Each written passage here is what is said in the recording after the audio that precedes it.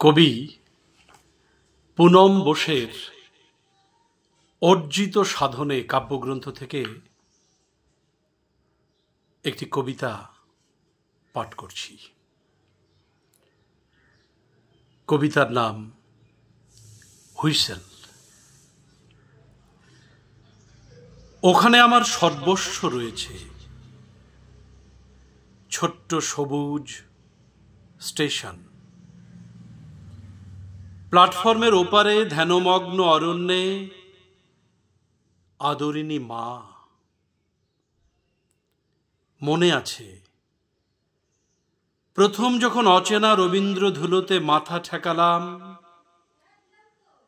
আবেগ তাড়িত হয়ে বিশ্বকবির পদশব্দ শুনি নিম ও চন্দনের বাগানে।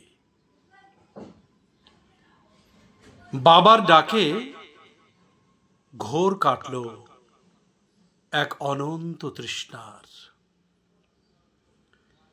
যে তৃষ্ণার জল পাওয়া যায় সহস্র বসন্তের পলাশে।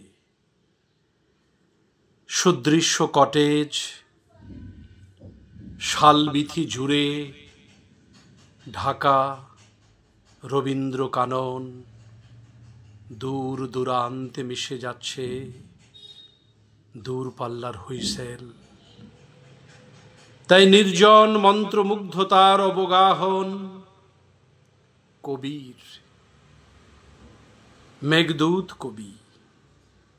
তব মন্ত্রে আজ মুগ্ধ হয়ে যায় রুদ্ধ এই হৃদয়ের বন্ধনের ব্যথা।